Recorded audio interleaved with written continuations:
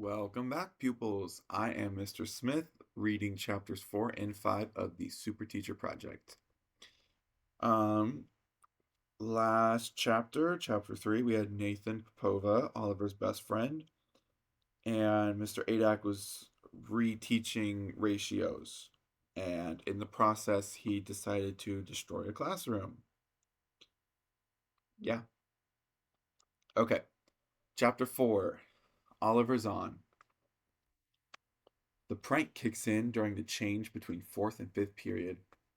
Kids rush to lockers and classes and the lunchroom. The sound is a buzz of voices, shuffling feet, slamming metal doors. The hall goes from nearly empty to packed in the space of a second or two. It's something that happens in an overcrowded middle school 8 or 9 times a day. The first sign that something is different about this particular class change comes when the volume goes way up. The noise swells into cries of alarm and finally ear splitting screams. The bodies that were milling in all directions start to move in one direction and pick up speed. Pretty soon it's a full blown stampede, with students tripping over fallen books and backpacks and slamming into the rows of lockers that line the hall. Agitated voices ring out. What is it? It's a rat! It's a squirrel! An escaped hamster? It's enough to make any rule wrecker swell with pride. From that undulating forest of wildly scrambling legs darts the toy car. The cheap kind. The ones you get for $7.99 at any mall. It's lightning quick and programmed so it always heads for open space, avoiding all obstructions. In other words, it could keep speeding around the hallway of a school forever, or at least until its battery charge runs out. Across the chassis, the number 2 has been drawn in fluorescent blue paint. Number 2? I'm impressed. Nathan released number 2 clear on the other side of the building, next to the library. How did it make it all the way over here so soon? Man, these things are even faster than I thought.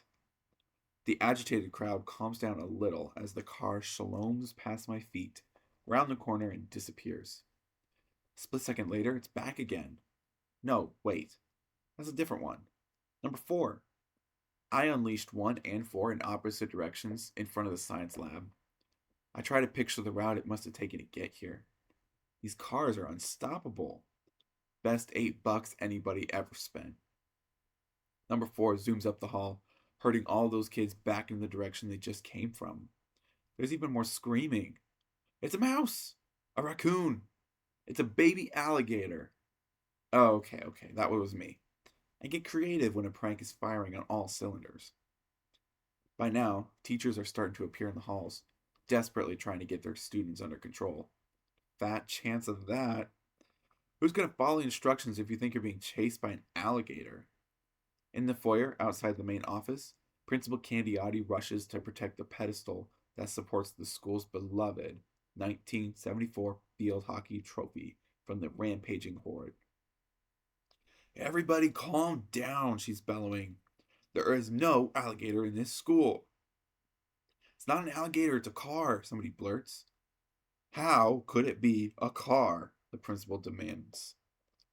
I guess if you got a whole rule against big wheels, a car is a definite no-no. At that moment, Coach Gilderoy approaches her, carrying a lacrosse stick. Nestled in the webbing is a car. Number 1.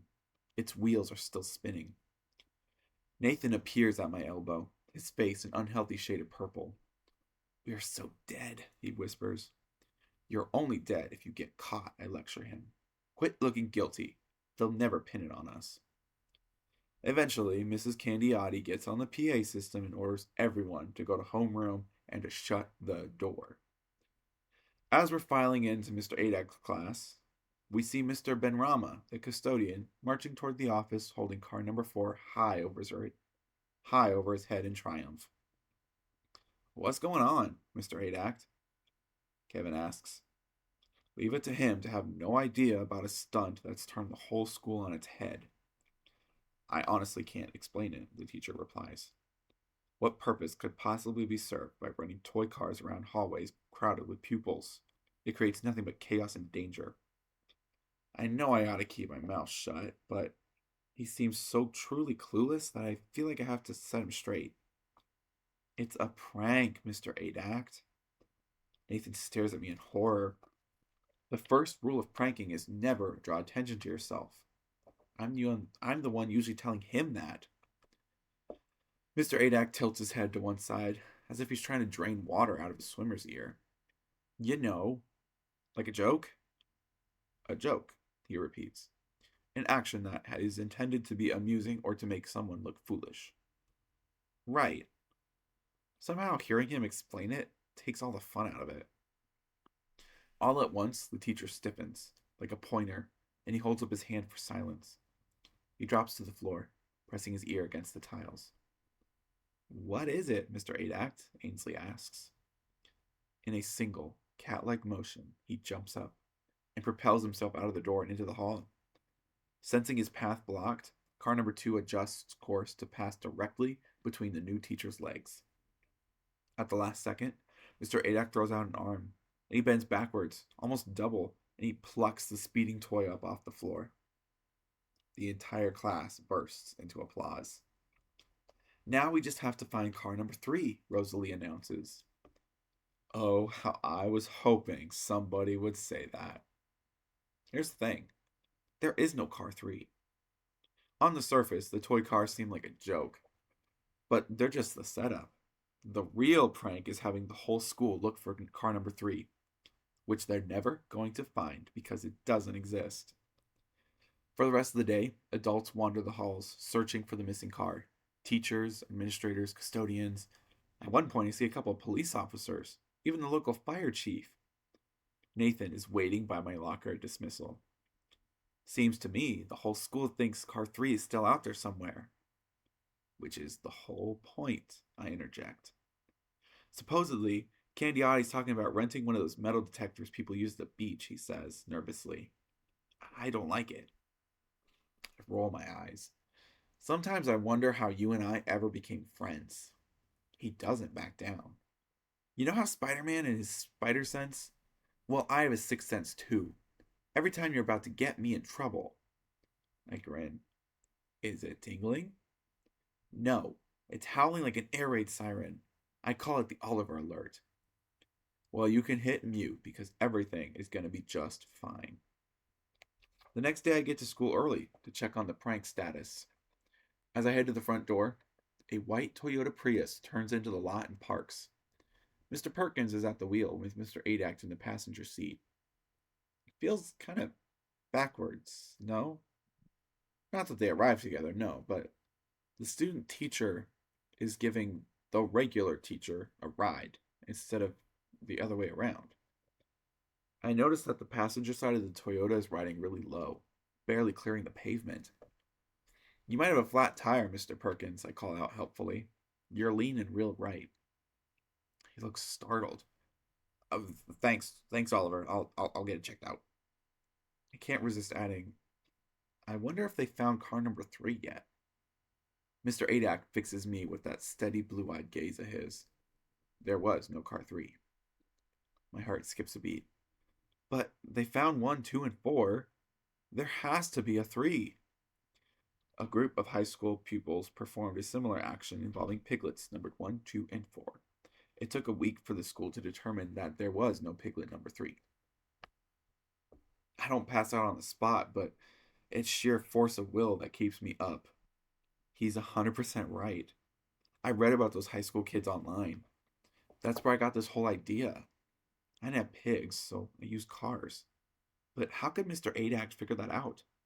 When I googled top school pranks, there were over 34 million hits. How did he find that one out of so many? Really, I play it cool. That's a coincidence. This new teacher fixes me with that unwavering laser-like stare that makes you feel like a specimen on a slide. It wasn't a coincidence at all. It was you. But I cut myself off before claiming innocence. A true professional never lets himself get caught in an outright lie. You can be forgiven for pranking a school, but not for lying to a teacher. Handling those toy cars leaves a telltale V mark on your palm, Mr. Adak explains. I noticed it on Mr. Benrama, and on you. I hold up my hands in a gesture of innocence. Not now, he adds. Yesterday. They were also on Nathan's hand. I think a week of detentions should be about right for disrupting the entire school. Perkins is writing in his notebook at warp speed, but the look on his face is so angry. I'll bet he would have given us a month of detentions himself. Maybe a year. Sorry, Mr. Adak, I mumble. Mostly, I'm sorry that I have to find Nathan and give him the good news. He's always so skittish about getting caught. This is gonna be like his worst nightmare coming true. I accept your apology, the teacher says, in a voice so flat I can't tell if he means it or not. Mr. Adak locks the car, and the two disappear into the building. I feel like I'm in a Hollywood Western. There's a new sheriff in town. That's when I notice the right side of the Prius isn't low anymore. It's back to normal. Must have been a trick of the light. Chapter 5 Confidential Report to the Department of Education, Washington, D.C. From Paul Perkins, P.E. Project Adact. Have been observing Adact at Brightling Middle School for 4 weeks now. Adact is performing within the expected range of teaching proficiency. Student progress has been acceptable. Adact sometimes has difficulty working with students' wide range of personalities and ability levels, but has shown the capacity to adjust in innovative and sometimes unexpected ways. Future goals include smiling more and recognizing common expressions such as hitting the ceiling and raining cats and dogs. There have been no security breaches. Project status green. Special expenses. One Venetian blind installed in classroom. One heavy duty suspension upgrade to Toyota Prius. Okay, so go through your packet, find chapter 4 and 5. Think about it. What is Mr. Adact? Is he human? Is he not human? Give me 3 reasons. And whatever you think he is, back it up. Give me 3 reasons.